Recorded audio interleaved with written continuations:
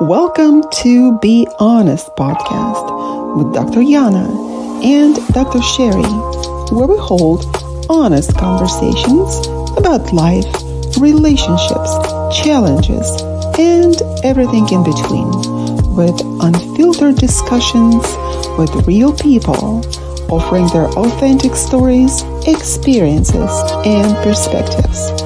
No topic is off limits and no story is too small. Join us on United Public Radio Network 107.7 FM.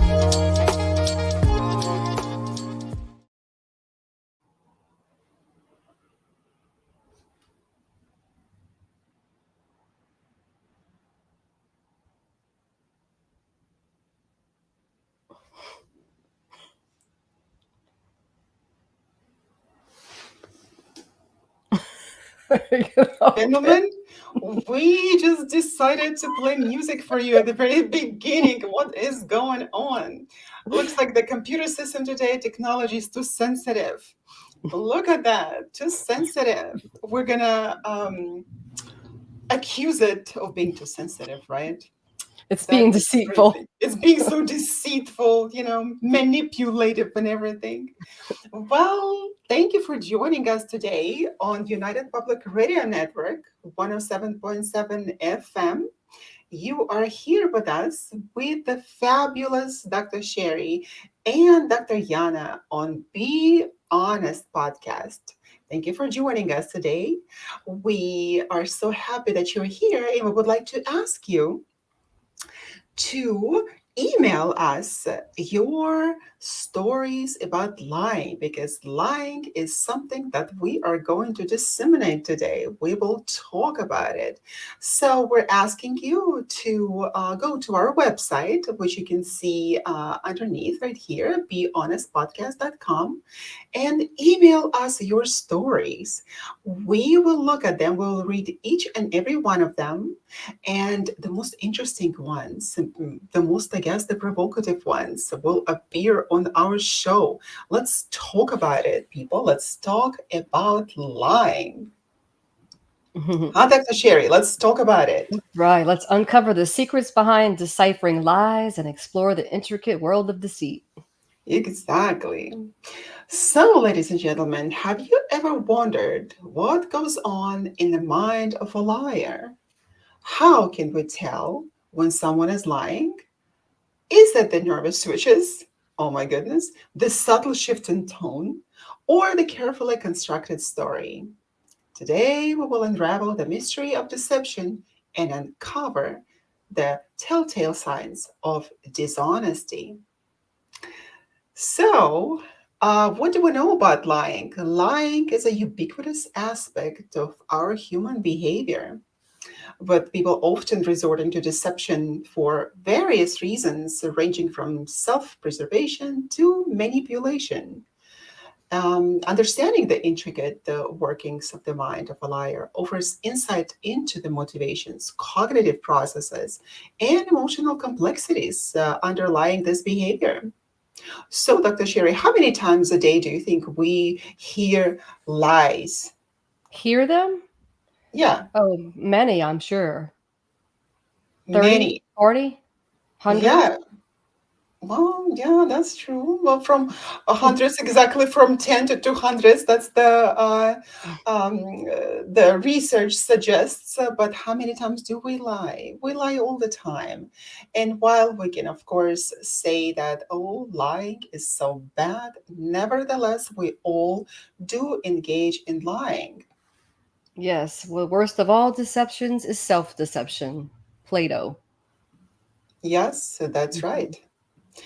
And I would say that even the most greatest people in history lied, right? Those people that we consider the icons of honesty, the icons of our world, they are also engaged in lying, and that is normal. I think that the deception was created with the inception of humanity. What do you think? Well, I think it's a self preservation, right? So That's right. people, Yeah. why do we lie? oftentimes to protect ourselves, gain advantage, manipulate other people. There's always a reason for it. It's not like it just simply comes out. It's usually to protect to protect the other person or to protect ourselves, and we think we're protecting another person when we're lying. However, we're truly not protecting anybody. We're trying to protect ourselves. You can't protect anyone from deceit. Otherwise, you wouldn't lie. That's right, exactly. Now, I believe that even us, even the most honest people, they also engage in lying. So, what are the most interesting cases of the world that we know that people lie? What comes to mind is the story of Ferdinand Waldo de Mara, known as the Great Impostor. Dimar was a con artist, an imposter who assumed numerous false identities throughout his life. He impersonated various professionals, including a surgeon, a prison warden, and a monk. Imagine that, deceiving people with his fabricated credentials and stories. So some false identities. Oh, yeah, false identities. I've always been fascinated by people who were able to lie or engage in this kind of deceitful, manipulative behaviors without having their conscience, their conscience to react to it in ways that would be probably shameful to them, right? But in fact, it is not. Not all of us feel shame when we lie. So with people like that, or for example, Frank Abagnale, like Catch Me If You Can. Remember the story in the 60s? Do you remember that there's a movie with Leonardo DiCaprio? I do recall the movie, but it's not coming to memory. Yeah, that's such a fantastic story, and I'm so glad that they made a movie out of it. He was a notorious con artist, also an imposter, just like Ferdinand Waldo de Mara, who successfully posed as airline pilot, doctor, a lawyer, among other roles. Yeah, his ability to charm and manipulate others allowed him to carry out elaborate schemes of deception and fraud. Yeah, So, or Bernie Madoff, the people who commit these Ponzi schemes. That's a big one, out of yes, billions of dollars. billions of dollars, but how is it possible to even detect the lie? When people possess such incredible charm, I think it would make it much more difficult to even believe that the person is lying. In fact, there are psychological studies that state that the people who look uh, beautiful, uh, when they're perceived as more beautiful, right, and who are smooth talkers and charmers, they are perceived as being truthful. Isn't that interesting? It's very interesting. But you also have on the other side of the coin there, you have people who are very vulnerable to such schemas and such charms. They're vulnerable to, or they're empathetic. So people like that, often the Machiavellian, narcissistic, psychopathic, the triad of dark psychology, we could call that. Those types of people often seek out vulnerable people who are generally people who are high on empathy. So they, when you get someone who's high empathy, they're usually have a lot of hope in someone. They trust someone until proven otherwise. So it's like a marriage made in hell, basically. True. And the interesting thing is that we are wired as human beings to save people, right? To lend out a helping hand, to understand a person, to be there when a person needs help. So as human beings, we're wired for that. And unfortunately, those con artists, they do use it for their own advantage. Yeah, and you would literally have to study body language, I would say, the verbal cues, nonverbal cues, to really be able to decipher if someone's telling the truth with regard to not knowing someone, like someone who's coming to you, especially like, for instance, in a Ponzi scheme, oftentimes they're referred by a friend. It's a trusted friend who's referred someone. So you're assuming, making an assumption that your friend has the best interest, and you go with that person and make a contribution or investment per se, right? So Absolutely. And that when we hear that from the trusted person, we're more likely to engage in the deceitful behavior. Of course, that even sometimes when we don't know that it is, in fact, a deceitful behavior. A lot of the times when we don't recognize the signs of someone lying, we can fall prey into their schemes, into the lying, into uh, even fabrication of facts, and we're hurt by that, and other people are hurt by that. So even the best of us, we can actually inadvertently hurt ourselves and people around us. Hmm. If you remember the woman at the beginning of the 20th century, her name was Anna Anderson. She claimed to be Grand Duchess Anastasia Nikolaevna, the youngest daughter of Tsar Nikolai II, the Nicholas II, who was believed to have been killed along with her family during the Russian Revolution. So Anderson's claims were the subject of much controversy and debate, with some believing her to be an imposter and others convinced of her authenticity. Nevertheless, we can talk about probably some psychological, uh, mental disorder here or disorders, because people who would want to adopt someone else's identity are already not healthy emotionally, psychologically, and it's just we want to believe a fairy tale, and somehow we grew up on those uh, fairy tales as the princesses and tsarevnas and tsars and kings, and those stories fascinate us. Just like in England, people fight for the king. um, why would they fight for the king? Right? It's been like from a long time ago. Probably the same as to protect our country, we will fight for our president. Pretty much. Or I Yeah, mean, you really didn't have a choice. That was your choice then. You could either do that or you could go underground somewhere and, you know, start your own revolution or attempt to. But back then, you were just that was the way it was. The king was the king the king was the or the king. queen. You know, that's who you Exactly. abide. That was kind of the god back then. But when the church Yeah, came into play, then they also were heavily influenced by the church. That's a true. whole nother show there. That's a whole another show. That's true. And speaking of queens and queenhood, queendoms, today is in fact the International Women's Day. So Dr. Sherry and I congratulate every woman out there uh, who have gone through a lot. As women, we've gone through a lot in our lives, right? And I'm not minimizing the experiences of the guys and men here, but today we celebrate us. And of course, at the beginning of the history of the Women's Day, right? We fought for our rights so vehemently, and the rights that they in fact were taken from us centuries ago, uh, millennia ago, right? So, Which in and of itself was a type of a lie, type right? of a lie, exactly, because at the time, the first society was a female society. And so interesting that if we look back, we see all of those goddesses and the goddesses cults that were worshipped for hundreds of years. And then after that, we had the patriarchy that came and the guys who took the power from our hands, like, yay, we're gonna rule the earth.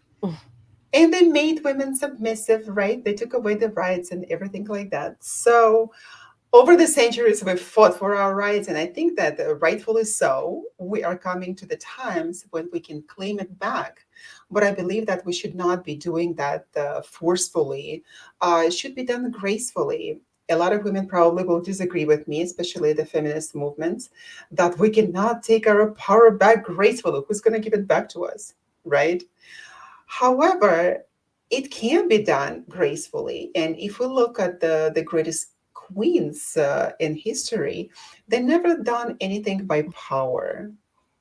they would always use the feminine mind, the intricacies of feminine mind, in order to achieve things peacefully. Although I cannot say the same with interesting events happening in Europe at this time when the governing bodies are given to the hands of women. And there is a lot of uh, chaos created by that. So I don't understand what is happening there. Um, I think when what do we you talk about governments and we just start talking about corruption in general. So I mean, corruption, power, right? And that's what greed, happens. deception, and yeah, it's anytime there's power there, everything that falls under power just is kind of a domino effect to get to that power.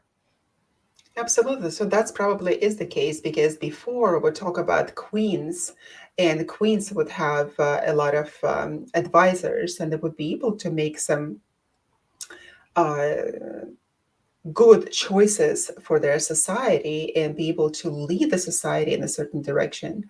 Yeah, So thankfully now we've kind of moved away from that kind of thing because I'm definitely not on board to be kings and queens and just by a family who keeps producing people who are heirs that run countries. And so again, people can also damn me for my words today, but I'm just going to say that I'm grateful that we don't have that type of royal influence. We can just allow ourselves to be queens on Happy International Day, and that's right. you That's know, exactly. That's true. So let's celebrate ourselves today as beautiful, fantastic women that deserve the admiration and the day off. Unfortunately, today is not the non-working day, right? We can't take a day off work, but we can do something nice to ourselves, and hopefully that our men, our loved ones, will recognize it. But somehow it is not really in the celebration in the West. It is the European celebration somehow, but in the West, it is more of the feminist celebration. However, in the rest of the world, the March 8th is a celebration of femininity, of women, not necessarily mothers I think or March is daughters. Women's Month, I believe, if I'm not mistaken. I think March is celebrated as a Woman's Month. Well, you know what? This is fantastic. Let's just break into the ears of our loved ones, our guys who just need to treat us especially with kindness, special kindness and reverence during this month. So, Women should be congratulations to celebrated every day. Men everybody. should be celebrated every day. I think the planet needs both of them. I think that if we could find a beautiful balance in this world, it would be phenomenal. But I think we're far from that because of all the deception per se. We can throw that out there. We have to learn to separate fact from fiction, and I think the world is far from it. But we could keep promoting it. That's right. You know? Yes.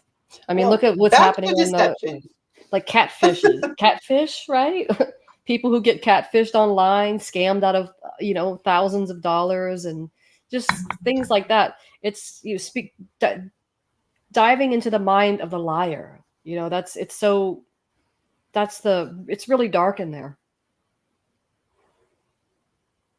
Well, how many you like? That's it. I'm done. I'm done. Let's dive to the mind of the liar. Let's illuminate the Can I leave deception. the room? Dr. Sheridan, can I leave the room?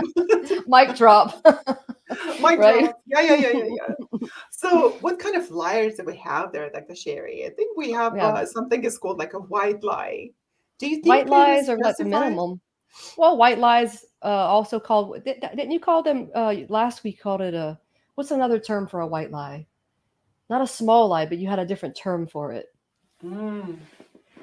Um, I liked it though. I'll try to remember it. Well, there's like compulsive liars, there's what is it? Pathological liars, manipulators, impulsive liars, there's cons, there's frauds, Freud's. Freud Freud, was maybe the Freudian slip. ultimate liar, telling us that everything depends on the phallus, right? On our sexual desires. So maybe that was the biggest lie of the century. Yes, Yeah. there are occasional liars as well. So if a white lie would be something to protect the feelings of others, there are occasional liars that would lie to make themselves look good or to get to have their needs met, right? They're habitual liars, which probably should be distinguished from pathological liars.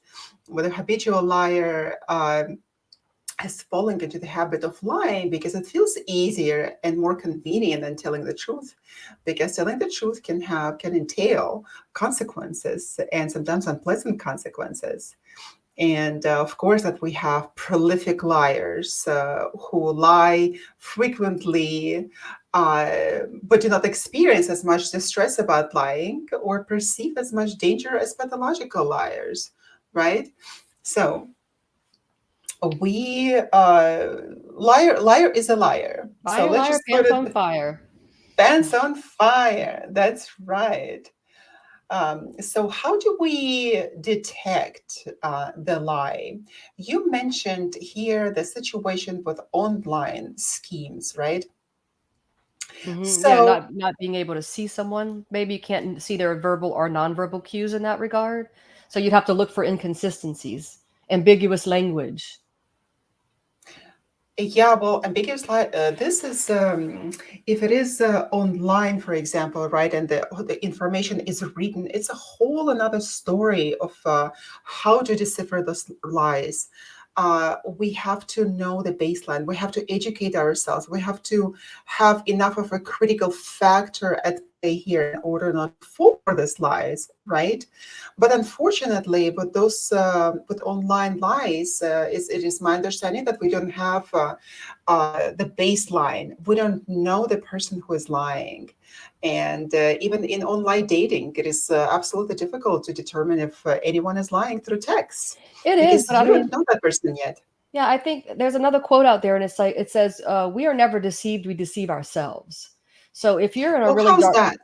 well, if you're in a really dark place in your life and you're vulnerable and you're lonely and you're eating up the attention from somebody, then you're not allowing yourself to truly see the signs.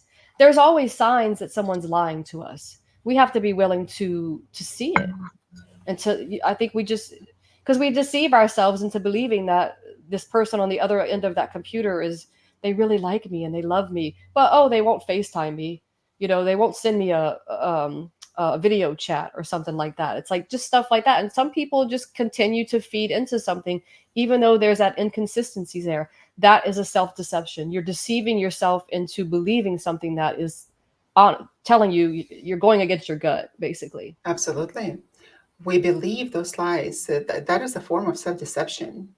And while our entire podcast is about being honest, it does not mean being stupid, right? And believing everybody else's lies. However, as human beings, we want to look at the person and believe them. And a lot of the times we're being manipulated into something that we don't want to be, right? We don't want to be in those situations. And that is so easy to do. And our human tendency is not to believe the truth. In fact, we are eager to believe the lie. And here we have to be so honest with ourselves because seeking external validation can just absolutely cloud our minds, and we can fall prey into those manipulative schemes and techniques, right? So just like you rightfully mentioned, uh, there are so many schemes online, and even in online dating, the people can tell you that, oh, you're the most beautiful woman or a man on earth, right? That I'm so happy that I've met you. But can you please send me $25,000? Exactly. Exactly. I cannot tell you that, well, this is a digital age, right? And I cannot tell you how many times when I was on those dating sites, I was actually doing a research to see how people are able to manipulate each other and how gullible other people are to eat up those lies. And sometimes I was open about it that I was doing the research, sometimes not, because even in the psychological studies of deception, that when I was doing my research, it was so bizarre to me that you have to disclose that you will be lying to people. That beats the purpose, right? Just this crazy open honesty about something can bite you, and you won't be able to do the research on deception, right? For example, I remember one time I was writing a dissertation, in fact, and then I switched the topic. The interesting thing, what happened is that I decided to do the research on perception of deception based on the body language. And I chose a very interesting demographics. I chose the Middle East and how do you perceive the deception? Because I'm from there and I know a lot about it and about the narrative, about the culture, about the behavior there. So I decided to go there and I started investigating that. And that sounded so interesting to me. However, there was a moment when I wanted to do this research with another researcher who was based in Texas at the time. Uh, he was in some women's university, and he had a fantastic research published about lying, how to perceive the the deception through the body language, and he used people from Amman, right? Yes, from Jordan. He used people from Jordan, and he published all that research. He published all that. So he was really honest about his findings of his research. But what did it do? What did it do? That caught the attention of the government, our government.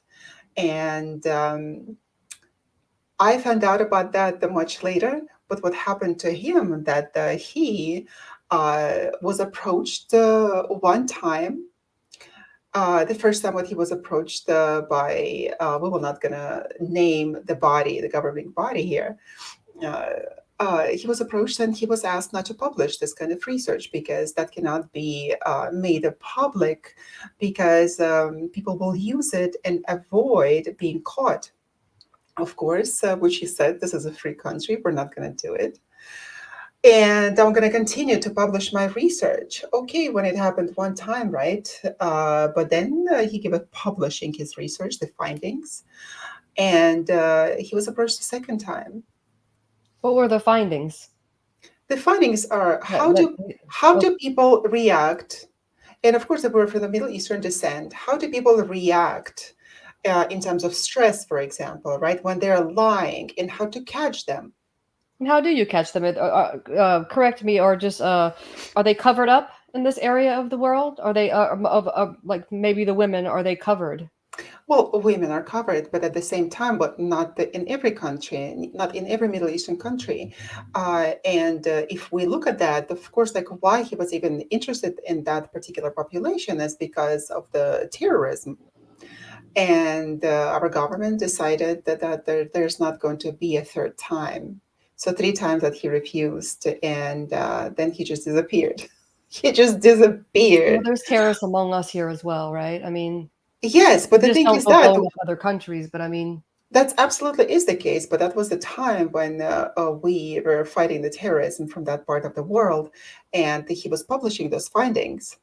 And at the time, while I still did not know that what happened to him, I would conduct my research and I would tell my Middle Eastern friends who were doctors at the time uh, how to get back into the country because they would be from the Middle East and they would always complain to me, my God, we're coming back and we are being held at the border for many hours before letting go and interrogated.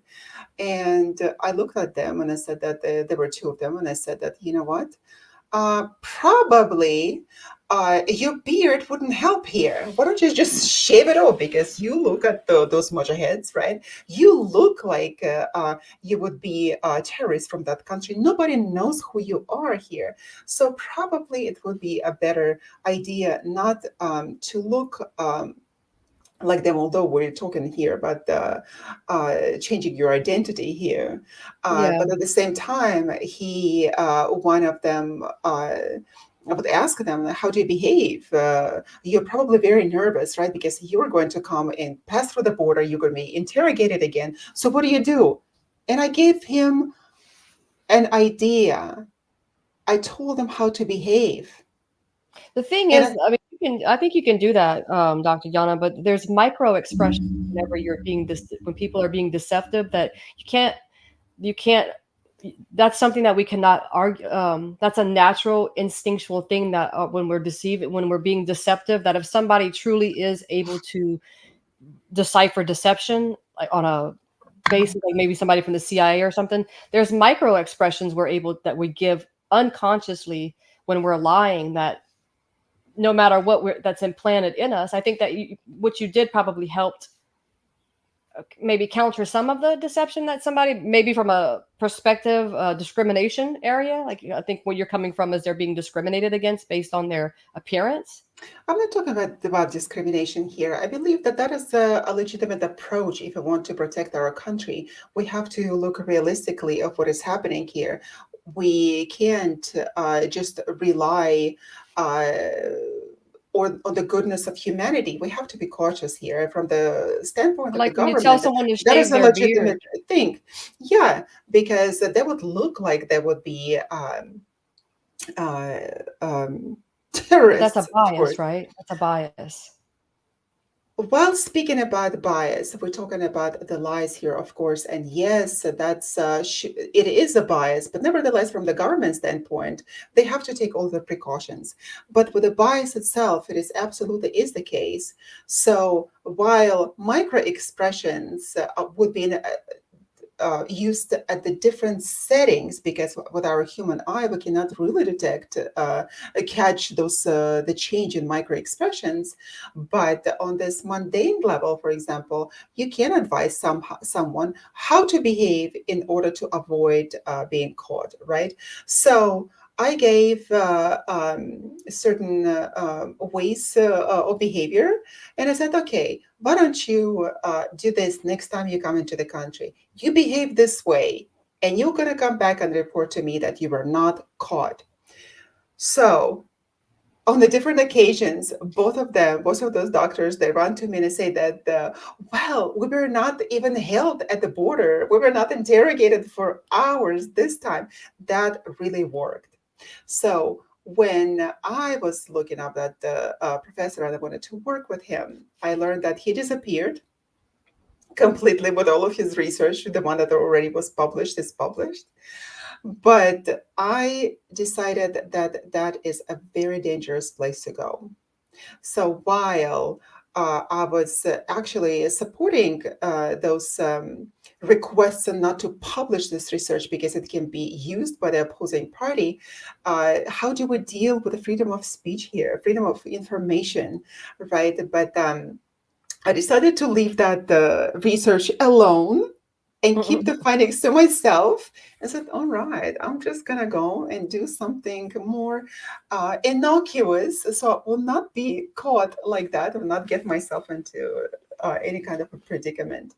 But you're absolutely right. Another topic of mine that I was researching at the time, or the perception of deception at the police department based on the fact that people have accents, different accents. And indeed, uh, those who had accents, foreign accents, were perceived as more deceptive as the ones who did not have accents. Well, of course, there's a huge bias, is there? And you're absolutely right about it. Yeah, that confirmation bias, which is kind of drilled into us based on how we were, I guess, our just the way we're raised, the Oh, absolutely. biopsychosocial influences. Yeah, with all those influences, very interesting. And You mentioned the micro expressions. Of course, there would be at the times when we are taking interviews, when we're able to record the interview, right, the encounter, and then we're able to rewind and see who. There there's actually people at the airport who, like, at different airports, who are actually specifically hired to pick up on these behaviors of people. They are trained in body language, and they micro expressions can be anything from like biting your lip, moving your arm, trying to cover your face. People don't realize, and that's what a micro expression is. It doesn't mean you actually need a Those are microscope the no, but those to are the see facial something. expressions. They're facial expressions, micro expressions. They are so micro that we cannot detect it with our human eye, and that is why we need a video equipment to do that. Hmm. That is a separate thing. But yeah, with a facial, what we do with our face, we have to be able to understand that, and that is subconscious. That is the subconscious behavior. So when you talk to somebody, you have to understand that the knowledge of the uh, body language will help you tremendously, and not only in detecting deception, but in your life, for example. And it is such an easy thing to do.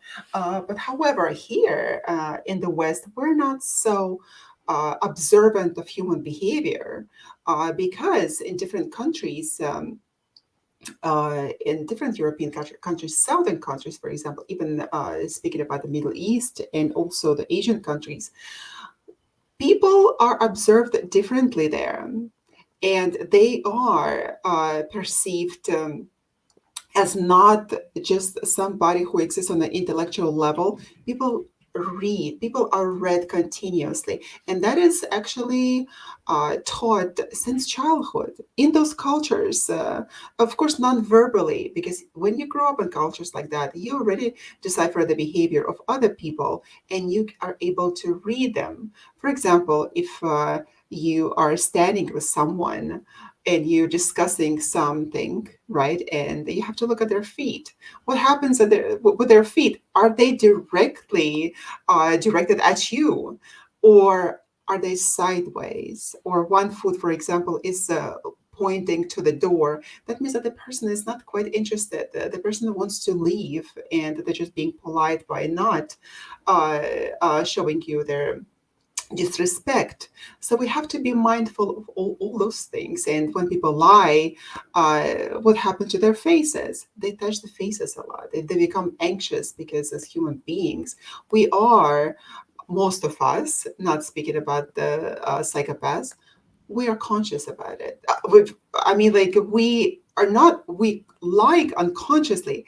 Uh, we're consciously lying, but we're unconsciously touching our face. For Pete's sake, I I was got like, caught. I get caught in a lie of my own mind. your mind's playing tricks on you. Mind is playing tricks on me. Exactly, just throwing all those balls. We touch our nose. We touch our eyes when we do not want to hear a particular statement. We can cover our eyes. We can rub our eyes. It's just because that truth is painful to us. We don't want to be hearing that. We touch the nose, lips. We touch our neck, for example, as a soothing gesture for ourselves when something is bothersome to us. So, by observing this kind of cues, we can save ourselves a lot of trouble. Hmm. Right, Dr. Sherry? So next time you sit there, don't touch your face, anything when you talk right there through the screen. Well, when it's coming from an unconscious place, you have no control over that, and that's why it becomes easy to pick up on people who are deceiving you. However, you have to. It's something you have to study. You have to learn it, and you have to. It's not something you can just go and next time somebody's lying to you, you're gonna automatically assume because they bit their lip that they were lying to you. It's something. It's not. It's not just something that you just start. It's something I think you should learn. It's a learned, I would say, a learned science. You can pick up on things if you know somebody and their But it pattern is is not a off. rocket science. It's not a It can be rocket learned. science, but it's also not to go out there with the assumption that you, just because somebody touched their face when they were talking to you and you felt they were deceiving you. I think just trust your gut, especially when you're talking to somebody you know. Sometimes the pattern is off. People have patterns, and so do liars. And oftentimes liars have a pattern of webs. That's their pattern. It's just a whole web. And sometimes we get True. entangled in that web. Absolutely, we get entangled in those webs of lies. But then, with our loved ones, the people that we know, we have the frame of reference, right? We know their baseline more or less. However, even I was thrown off one time with one particular person when I could not really detect whether he was lying or not, because he was a professional salesman. And it was really difficult for me to really, I had this cognitive dissonance. It's like, how come I know all these cues? And what I hear, what I see, it's actually is not making any sense for me. And then I discovered such a thing as, of course, when we lie, our two sides of our body work differently, right? The two hemispheres of our brain. And that is why when we lie, for example, we can look to the left or to the right. In order to recall a certain situation that happened to you, right? You can look to the right or to the left, depending whether you're right-handed or left-handed. Uh, in order for us to perceive that you are in fact liars, you're constructing the lie in your mind at this time, right? So the reason why I was throwing off, okay, like I would always look at the people's hand. Are you right-handed? Are you left-handed? And this way I would be able to determine the person is lying or not. However, I did not really take into consideration that people can be ambidextrous. And that is damn difficult to determine when somebody is lying with ambidextrous people. Then you have to look at the pattern of also the speech, what they say, what the facial expressions, and whether that is also coming together with their actions, right? So when that person told me that, oh, I'm ambidextrous, I'm like, my God, I was just sitting here just trying to determine that, doubting myself when the person was just ambidextrous, meaning that they was able to use both hands uh, at the same Yeah, way. they have now said that it doesn't matter if somebody looks either way, that you can't don't base just looking at somebody's eyes to detect whether they're telling you the truth or not. It's just not, you have to look for other signs as Of well. course, they have You to be know. taken in a context because it's absolutely easy to say, oh, those newly found detector lies, human detector lie detectors. They would Yeah. just say, oh, that you look that way. You just constructed the image in your mind and you're lying. You have to look Well, at everything. and even verbal cues like somebody's tone, are they pausing, are they avoiding certain things, are they speaking differently? A lot of times when somebody is protecting themselves and lying, I find um, the other person who's being lied to, this is something I've experienced. When I would experience being lied to, especially by a significant other per se, my my impulsivity, or the inability at the time to control my impulsivity, would cause me to react in anger, and that just feeds the person who's lying, because then they try to blame you, which is called blame shifting. So then they blame shift onto you, saying, well, see, I can't tell you anything because every time I tell you something, you blow up at me. Well, you just lied to me. Oh, well, I wasn't lying. And lo and behold, you find out this person is lying. So I've learned that you can never argue with somebody who lies, who believes their own lies, because you'll never get out of that conversation with the truth anyway. But I Yeah. think it's learning Yes. also how to regulate yourself when you're being lied to, or you feel like you're being deceived. That's a big thing too, because liars who do lying all the time, they blame shift. They will never, a lot of these people won't ever take responsibility because they're so scared, they're so in fear of being found out, of breaking their web apart, of shattering the glass that they think is actually glass, but it's not. It's just whatever the we would want to put a word there for. But um you can't argue with a liar, and you just have to learn to regulate your own emotions when dealing with liars. And understand that the person is lying. Of course, that to regulate your emotions, you have to understand what caused them, right? And once you perceive that the person is lying, and then you have to be able to understand what to do with yourself, whether that's going to be any constructive to accuse the person of lying because people do get defensive. Uh, Well, we it's can yeah, and once trust is broken, like they say, it takes a second to it takes a second to break trust and a lifetime to build it back. I absolutely. think most of the time it's almost, especially after being lied to over and over and trying to trust someone and forgiving, it's really difficult to get back that. I think we've talked about it with the manipulating, the cracked ball and the holes in the fence, and the damage that is done from lying is almost, it can be almost irreparable. Absolutely. So, how do we exactly, what tools can we have in order to see if the person is lying or not on an everyday basis? Uh, Inconsistencies, Inconsistencies, that's for sure. That's for broken sure. patterns. Patterns, what if we don't know the person? Trust your gut. Oh, Feel trust your what you gut. know. Sometimes our gut deceives us. I I don't don't even think I know don't think the gut why do ever we have our the mind. feelings in our gut. It all starts in our hearts, right? Like, why No, it gut, starts for in Pete's the sake? stomach because when you're it would well, I think they say that because fear, right? Fear when you how when you feel really anxious, does your mind hurt or does your stomach like feel in your heart? Where do you feel when you're anxious and in fear? Do you carry a lot in your mind, or generally it's like in the torso area? Well, That's I very know you're all out interesting of fear because and you're we get the pit in the stomach, right? That's what we call it. right. So that's So very that's when interesting. they say trust your gut. Trust your gut. And sometimes the gut, well, that feeling that you're having could just be fear because that's why it's just good to get to know yourself a little bit more, and you can learn to detect things because I think you learn to know that something's not right. Anytime you feel a disturbance, your gut is trying to tell you something's not right. It doesn't mean somebody's lying. I'm not trying to pinpoint anything here, but anytime there's the slightest disturbance, your body or your mind is trying to tell you something. Yes, but we don't trust ourselves this way. We're not taught to trust ourselves, Hmm. right?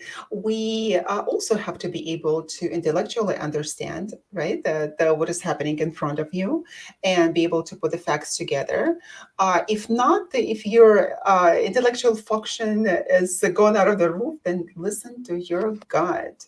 Like intellectual, Absolutely. you mean like critically thinking? Critically thinking, that's right. When your critical factor is out of the roof. Yeah, I'm not saying that if you're stupid. That's I'm glad that you caught it. Yeah, the critical factor. And the critical factor depends on so many different factors as well, right? So that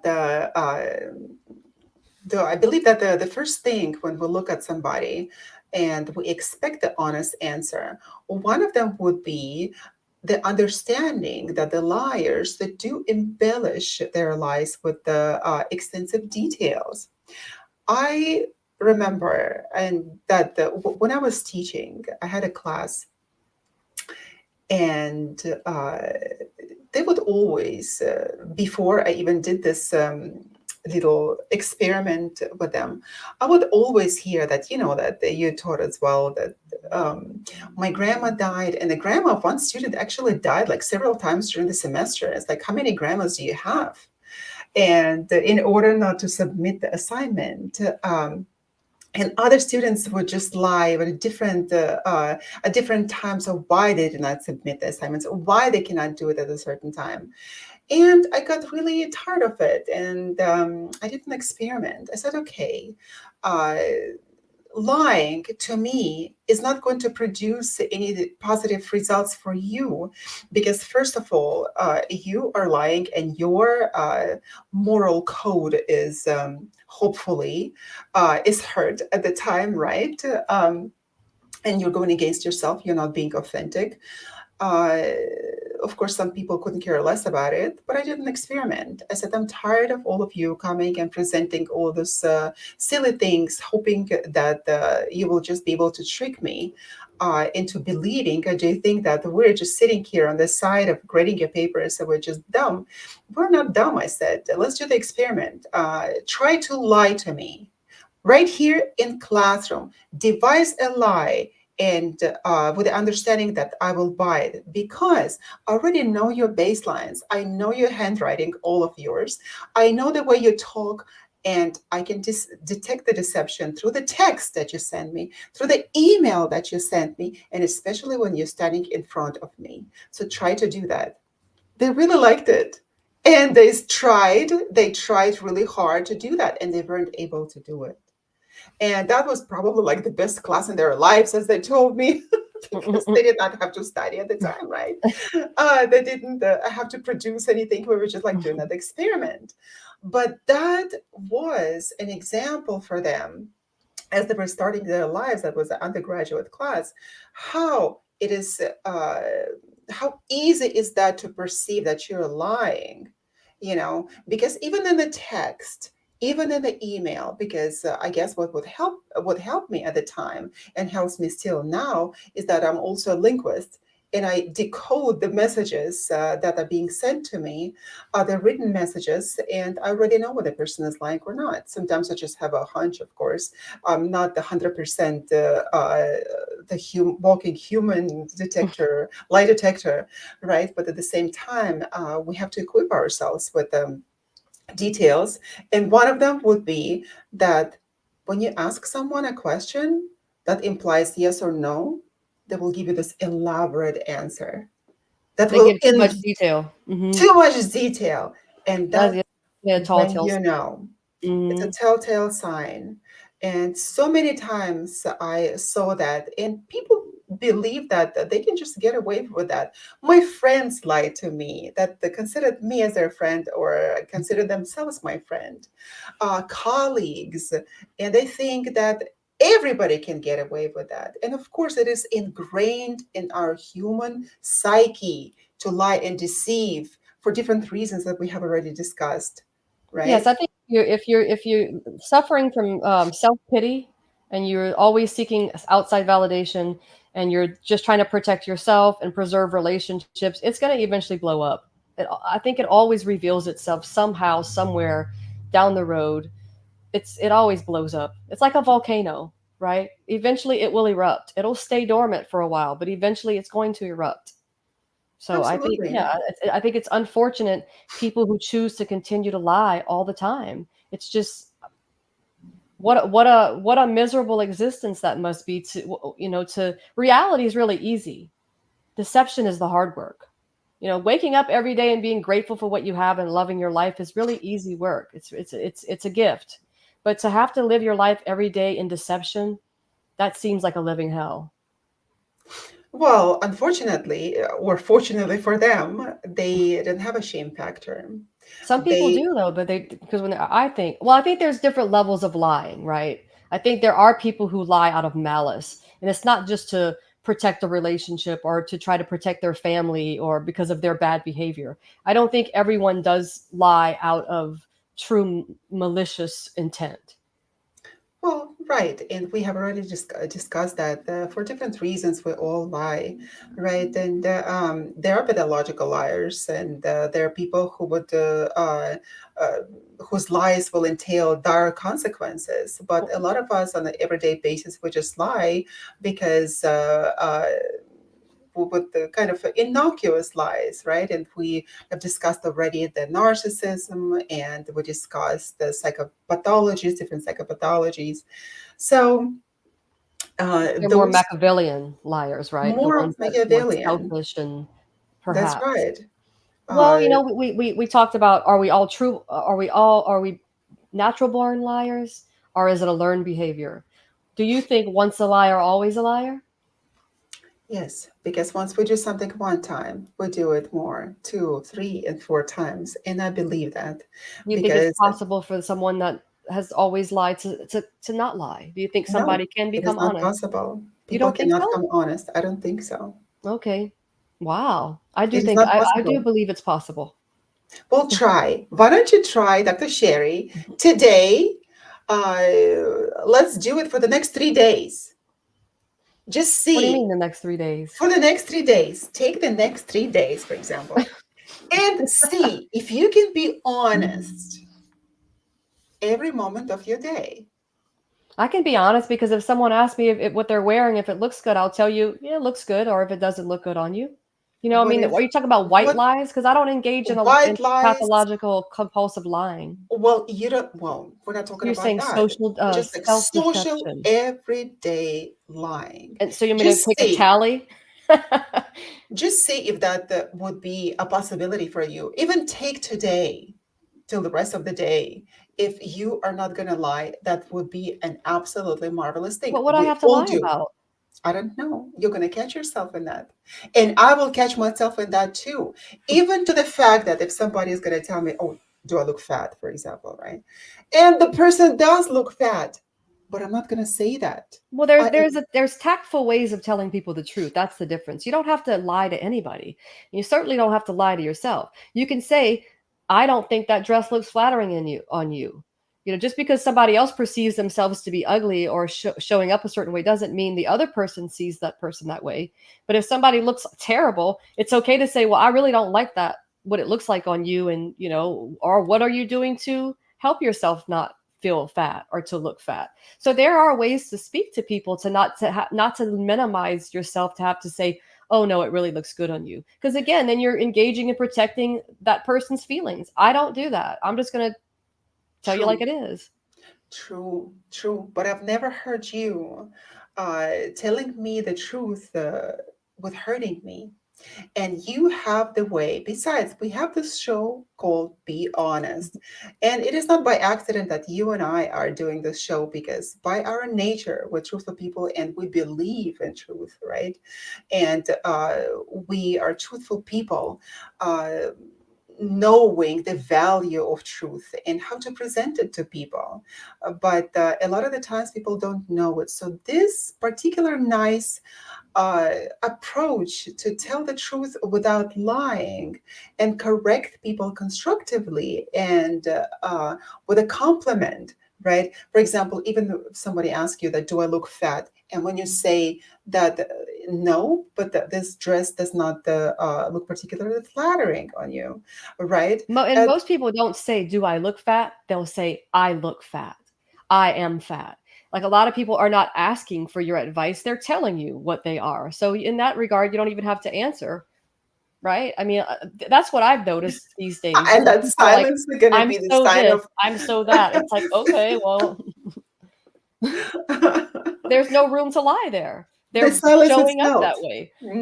True, My absolutely. a long time ago, she said, "You never lie to your kids." So it's like I learned that too, even with my children. It's like I don't tell them things I'm not going to follow through with because they're going to learn that, oh, it doesn't matter what mom tells me. And if there is something that I said I would do, and maybe it's raining, it's cold, or we're not feeling well, I'll say, "I'm sorry. I know I told you we were going to do this, but mom doesn't feel well, or it's raining outside, we can't do it. But why don't we do this or that?" So even as small as like children, lying is not a comfort ever. Lying is not a comfort for the person lying. Lying doesn't release dopamine. It's the notion of the reward behind it that triggers the neurotransmitters or the neuroactivity, right? It's not like you get this dose of dopamine from lying. It's the I anticipation. believe that there is probably could be when people lie and when they get happy, when once they get away with a lie. And there are a lot of pathological liars who are happy. They get elated. They feel elated after they learn that they got away with that lie. So I believe that there's a boost of dopamine at the time, Dopamine doesn't release it. It's the actual process. the Lying doesn't process. release dopamine. It triggers the neural chemicals that make us anticipate, like getting caught, not getting caught. It's the reward because we know dopamine is the basis of reward, right? Motivation and reward. So Yes. we're not motivated to lie per se, but it's the act of lying that triggers neural chemicals, which usually produce adrenaline, norepinephrine, cortisol, those types of things. And like you say, when you get away with it and it comes down, you've gotten the reward. So then the dopamine is a bit triggered there. So that's why it can become repetitive and kind of addictive for people. Absolutely. Absolutely. Same thing with being in relationships. Like when you're imagine being regardless of where you're at work, I believe relationships are all encompassing. It's with people, your parents, your family, your significant other, intimacy, work. Relationships are broad. Imagine staying somewhere where you're sick of being there. You're self deceiving yourself, right? Instead of, I understand you're not just going to get up and quit your job because we have responsibilities and so much, so on and so forth. However, when we stay for a long time in a place, we're lying to ourselves. We're not happy. We don't want to be there, but we're not doing any other footwork to do anything around us to change. So again, we're like deceiving ourselves. I mean, I kind of went on a different road just now, I think. Yeah, you are From so pathological to self-deception, yeah, it's all a uh, lie. you are so passionate about self-lies. Of course, that is a huge concern. And not only be able to detect the lies of the people in front of you, but also Because I to lied detect to myself for too many years. your own lies. So not only probably just to go through the day of trying not to lie to people, but also why don't we just take a day off and see how many times we lie to ourselves? So that would be an interesting experiment Hmm. because with ourselves, we don't really notice that. It's with other people when they're in front of us. They appear anxious while talking, right? And that could be the sign of deception, right? But those are not the signs in you. You have this anxiety inside of yourself that would probably could indicate that something is wrong, that you're lying to yourself, but then you don't really see that. Would be funny if you could just go and look into the mirror and say that, oh, do I look anxious when I think that thought, right? But that's another way how to see if people are lying, and also to get to see their pattern of speaking, because they would be distancing themselves from what they are talking about. For example, if we see uh, our president, who Clinton, for example, who one time was given a statement and he said, "I did not have sex with that woman." Well, first, finger pointing like that is also the sign when you raise a finger. Sexual Uh, relations. yeah, sexual relations, right? Or how did he say that? I never had sex with that woman. I think he said, I And did not have sexual relations with that woman. oh, okay, sexual relations with that woman, right? Well, first, he called probably sex, that would be sexual relations, right? It's already distancing yourself from the fact. And also, he did not call her by name. He said, that woman. It's already, again, distancing yourself from that. The person is lying.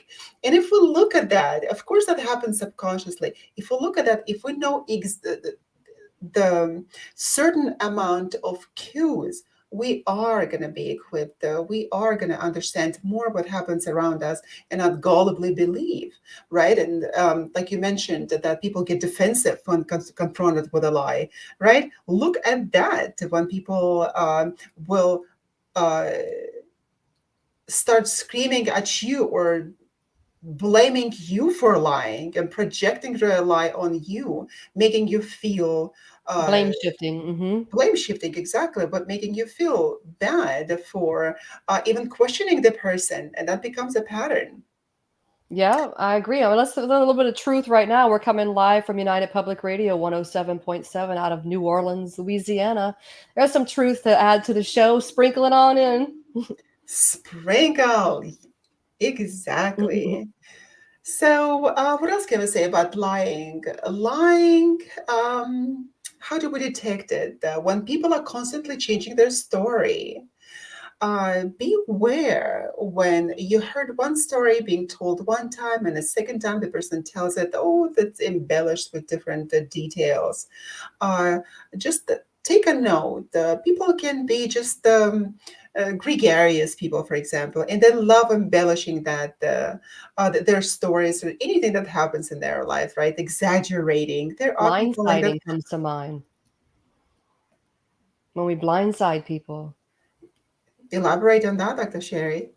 Deceiving someone by catching them like completely off guard, taking advantage of somebody's vulnerability and their trust. We're blindsiding them, um, often with unexpected information, kind of like what you're talking about. That's what reminded me of that. Like you're blindsiding someone. Right, that's exactly is the case. Yeah, one of the techniques of interrogation that has been used at the police is asking the person to tell the story, and then ask the person to tell the story backwards, with details and times when the person did it. And a lot of the times that the person who is lying will not be able to repeat this lie backwards because he won't be able to construct this kind of chain of events backwards because he would have to remember what he lied in the first place. So that is difficult, people. You have to be able to tell your lies, to remember your lies, and that is a difficult life. So you, Dr. Sherry, you're absolutely right. It's a difficult life. Well, it's harder because you have to try to remember all these things, and then people won't remember them. Generally, they don't. They slip up. But the thing that they'll do is they'll be like, "I didn't say that. I never did that." They start to gaslight. So that then it just becomes from blindsiding to blame shifting to gaslighting. It just becomes this anything they can do to wiggle out of wherever they are. And eventually, oftentimes, that little wiggle worm gets caught because all it is a little worm, right? It's going about. That's true, but there are psychological disorders where people would be lying. That would be the part of their psychological disorder. For example, the narcissistic personality disorder. We all know that, right? But there's another one. It would be a symptom of a borderline personality disorder when people would have adopt different identities, and Like of course, dissociative identity disorder. no, that is a borderline personality disorder. That is, of course, very similar to dissociative identity disorder. Uh, and of course, this is not the topic of the similarities, What you but talking about, like a chameleon-like complex? no, I'm talking about the borderline personality disorder. And okay, chameleon complex is also, of course, plays a factor here.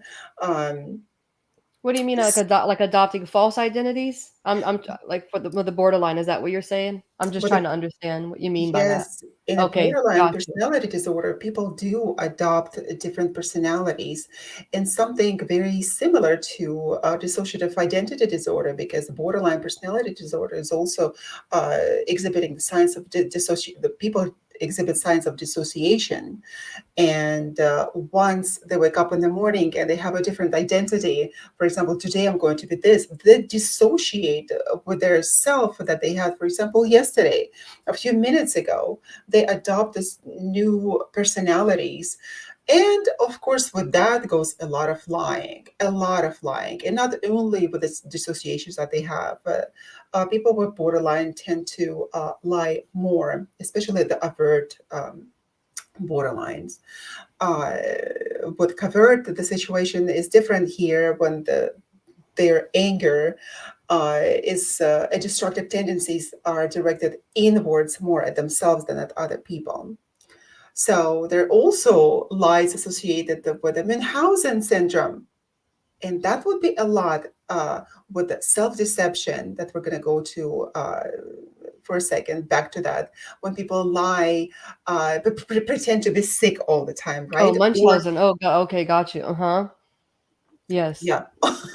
What is the word? Munchausen? I think it's Munchausen, and there's also by proxy, right? When they use another person or specifically their children. Oh yes, that's I believe that that is a German name, so that's why I pronounce it as Munchausen. Yeah, It's okay. yeah, and that's how that's what it is. But yeah, they persuade even their children of being sick so they could be taking care of them. Yeah, that's like Yeah. that case. I think it was I think they were from Louisiana, the young woman who recently got released from prison. Something Rose. Can't remember her first name. It's spacing me, but her and her boyfriend plotted and they killed the mother after her mother had made her pretend. Well, she thought she was ill for all those years, losing her teeth, being in a wheelchair. Oh my God. What is her Yeah. name? It was in the news. I think they even had a either a show on it or a movie. It's And that is so destructive. Gypsy Rose. There we go. Gypsy Rose, that was her name. Yeah. Gypsy Rose. Yeah, and that was a big case of that. Like her mom would always feign the symptoms. Yeah, And that's that's psychological profound. pathologies on their own, right? For the parents who do that, perhaps because they are afraid to stay alone. So that is why they make the children stay with They, them for the rest of they their also do it lives. for attention because they're getting attention from people. They're getting notoriety in some shape or form because their child may have cancer or Right. it's sad. Hmm. It's a sad sickness. And Absolutely. Yeah. So, what do we do with people? What shall we do, or what shall we not do when we see that people are lying to us? Well, I believe that one of them would be not to expect them to admit a lie, because who wants to admit a lie? You catch me in a lie, so, oh yeah, Dr. Sherry, I lied to you. Nobody wants to admit that they're lying, right? So even if you can prove that they're lying, well, sometimes, of course, oftentimes you do get the proof. The proof will come out, and when you do have it, sometimes then the liar will have another story as to why they couldn't tell you the truth. So, exactly. and, you can't argue with someone who believes their own lies. You're never going to get anywhere, but besides having another tail, probably another piece of the web that stayed intact. There's always a piece of that web that just stays there, that it never really burns up. That's why a lot of people, no matter what, um, you can be in somebody's web, and years from now, they will come back into your life. The web is always there. It's a matter of like, okay, I see the spider and I see the web. I'm not going in that direction. You know, I used to go into it like this, and now I'm like, Face no, down. Phew. right? Diving straight into the web. Straight into the web. Yeah. But I was deluding myself. I was lying to myself. And like they say, like Plato goes on to say, of all deceptions is self-deception. Because when we're lying to ourselves, The it's worst. you don't have to be lying to somebody else. You are. I mean, it can't get any worse than that when you're lying to yourself, right? I mean, Absolutely. Yeah. And when people lie to you, don't take it personally. A no, lot of it's the because of times it's that yeah. That's a great point. It's their own crap. exactly, it's a reflection of who they are, has nothing to do with you a lot of the times. So we just have to remember the behavior that their behavior is not about you, because pathological liars, they are unable to control their lying, because due to Yeah, the it's underlying habitual. mental behavior. Absolutely, they are not able to stop lying. No, And we will never believe that, right? Like we would never think that someone in front of us can be lying from morning till night, all the time constructing different stories. And unless you met a pathological liar, you will not even consider that. yeah, and I think as we grow older, I think we can start to pinpoint pathological liars. Even when you get to know somebody, compulsive liars, it's because of the urge. What is a white lie, right? Based on what? Usually to avoid conflict. It's based on a feeling, a spur of the moment feeling. A white lie Yeah, to exactly. protect. Hmm. Yeah, and also don't lose your temper.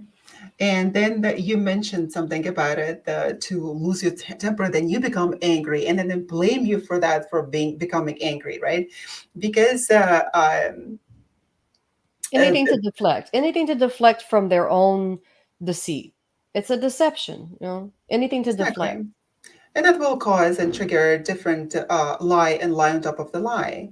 Another thing that I wanted to mention is that we believe in the society that averting the eye gaze is a sign of deception. Not necessarily.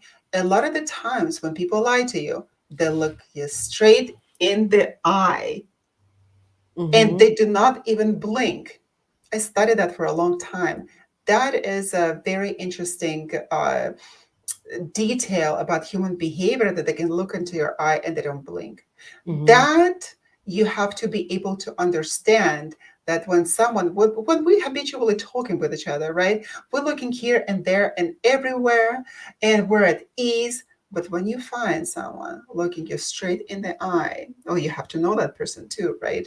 Because there could be other psychopathologists when people stare you in the eye that don't blink, right? So that could also be a sign of lying. And I remember even with my kids, uh, when they would just look me straight in the eye and tell me a lie, right, without blinking. And I would say, "Did you just tell me the lie?"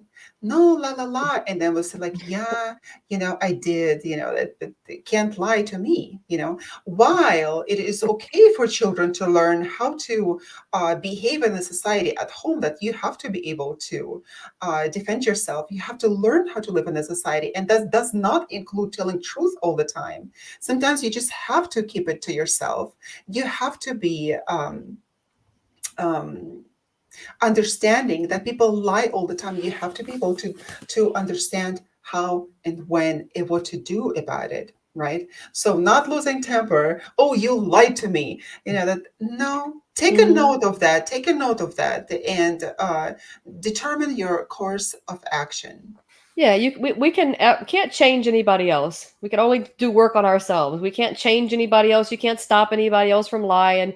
You can't put word look at somebody's actions. People liars will always try to convince you with their words. Words are nil and void. Actions will always speak louder every time, especially when you know somebody. They'll always try to give you a long line of a tablet of things that will change and this is what I'm going to do. If somebody is not, you can speak of ambition, but if you don't put it into action, you're just really not ambitious in that regard. And it's, I mean, so actions, actions, actions, actions. Take it with yourself first. First and foremost, learn to be honest with yourself. Be honest with the world around you. I think it's a beautiful freedom that you have. It's a I don't know, connected to the gratefulness of the gratitude of spirituality. Don't want to go into spirituality here, but it's just if you're able to be honest with yourself. I mean, when you start to encounter people who are lying, you know who to bring to your table, and not to to let go from your life. I think that's how you deal with liars. You learn to who to let in close and who to let go. There are people that are really close to us that are going to lie to us. People that we have no choice but to be in their lives because we have children or their family or things like that. So those things are just always going to be like a navigation bridge. It's going to ebb and flow, and you just have to learn to, I believe, learn to control, like to navigate your own emotions and learn how to deal with it. Less dialogue, more action. Exactly, to be responsible for yourself and for not for other people's actions, because when they lie, let them be responsible for that. You can hold them accountable, of course, when you're in a relationship with someone. You shouldn't just understand that they're lying and not doing anything about it, because when you're in the relationship, take a note also, because when people say something, they can actually show you, follow it up with some actions that will make you believe that they're truthful. However, not only believe the actions of people, believe the patterns, Those are because actions.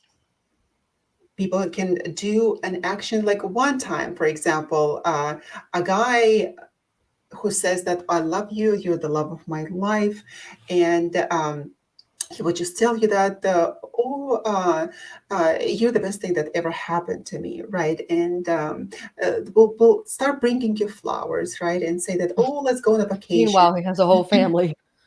Meanwhile, as a whole family, it could definitely be so. And then you will see that, okay, well, he gave me flowers, right? Oh, we went to a mini vacation here, for example. But then whatever he says does not, he doesn't follow through, because he forgets his lies. He forgets those promises that he gave you. And the actions will be so selective uh, when the pattern of those actions will not follow suit. The person who is truthful to you, yeah, we all sometimes can forget what we promised, right? And it is good in a healthy relationship to remind to each other, "Oh, listen, you told me that. Oh, yes, I absolutely forgot. Let's do it." However, in the relationship with people who lie, this is not the case. You will see that the pattern is not Can be inconsistent. exactly, it is very inconsistent with what they say. And even like I always say that I've learned to believe this, to take it as a motto for my life, that you can tell me anything you want, right? I don't believe your words. I don't even Mm-hmm. believe your actions because people can do it once or twice and then become so inconsistent after that. But I always believe patterns. Patterns never lie to me. So if we can learn something in this life, always look at the patterns. Mm-hmm. Patterns, they will represent the psychology of the person to you and your own patterns. Of course, don't forget about yourself, right? We can continuously blame other people for something that we don't take care of in our lives, right? Yeah, you just have to learn to be consistent. If you want people to, if you want to be a dependable person and a reliable person, and for people to feel the same about you, you have to learn to be consistent. And at times, we're all going to have shortcomings. We just have to learn to reach out and talk about what if something's bothering us. Reach out and say, "Hey, I know I was going to do this with you, and I know it may be I just don't feel well." Just be honest with where you are, and just that's a consistency.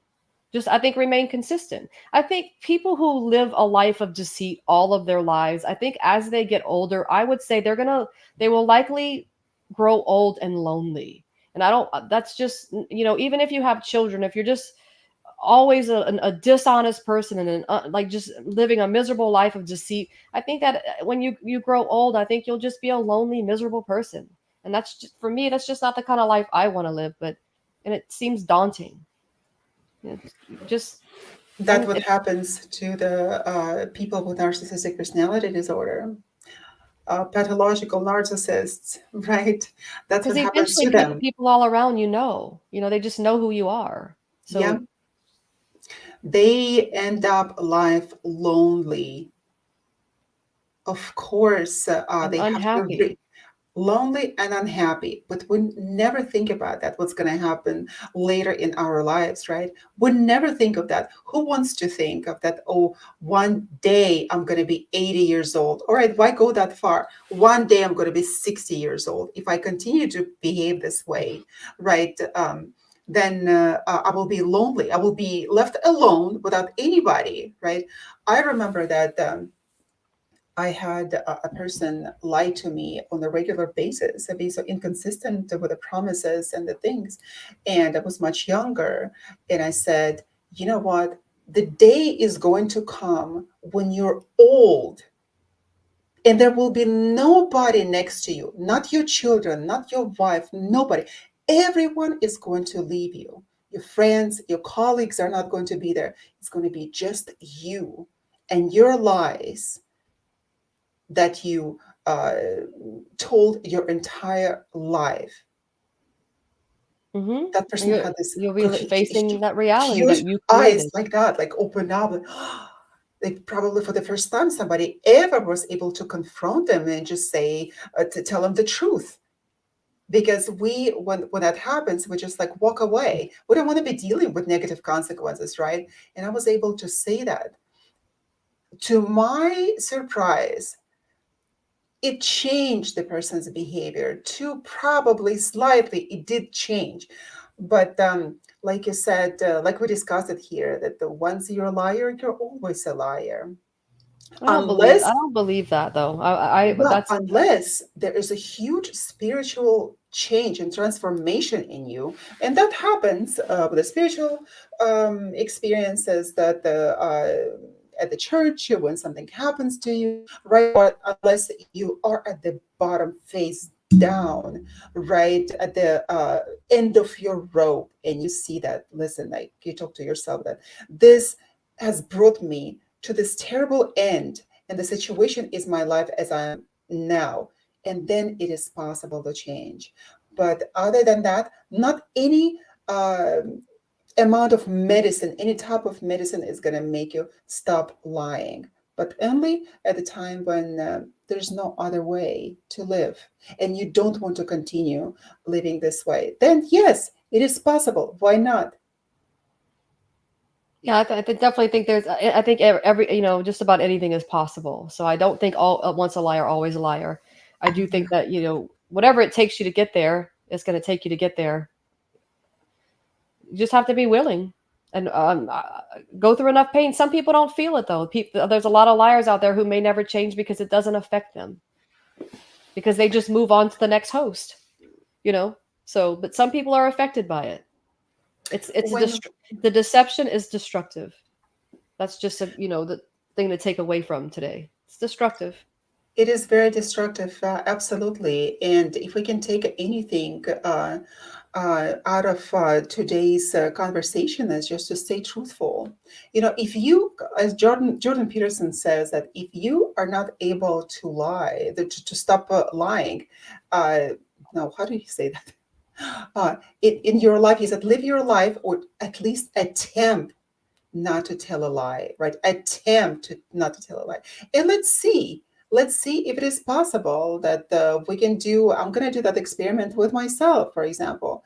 Even with white lies, with anything, I'm going to see if I'm going to be lying to myself, and how many times a day I'm going to lie to myself. I'm going to do this experiment today, because it's 1:30 in the afternoon for me, and I still have the rest of the day to even observe my actions.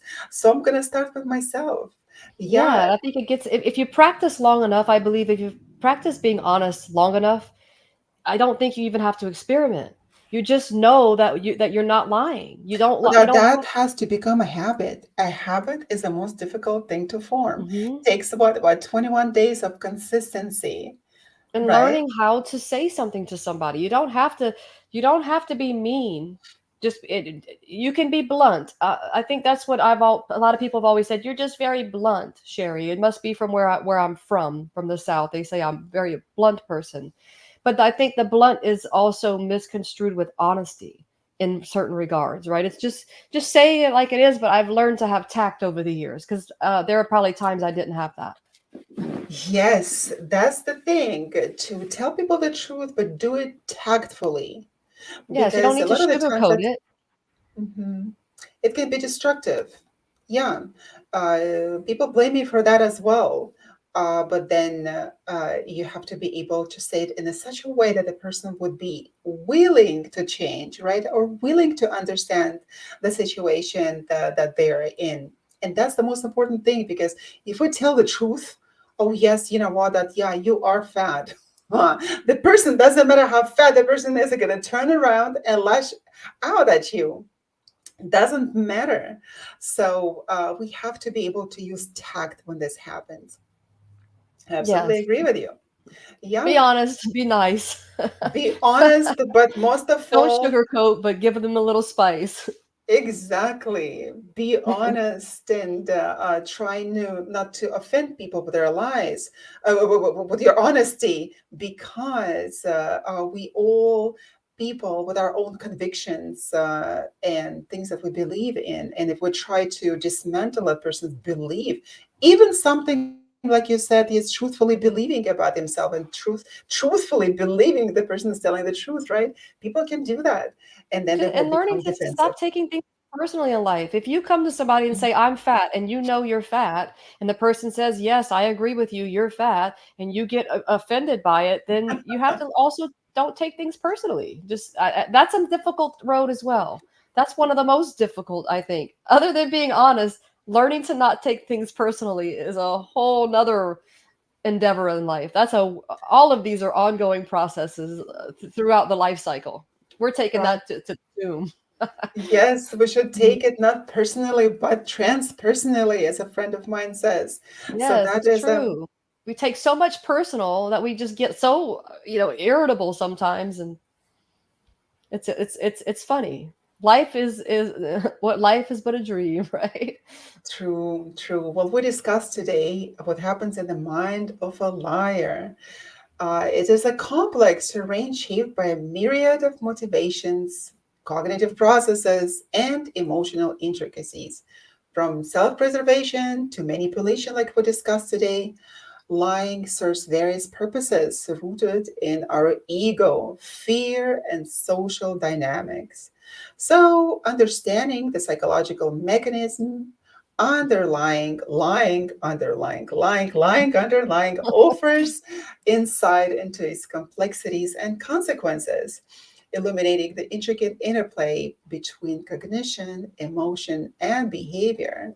So ultimately, unraveling the mysteries of the mind of a liar enables us to navigate the ethical dilemmas of deception, and cultivate a relationship built on trust, authenticity, and integrity.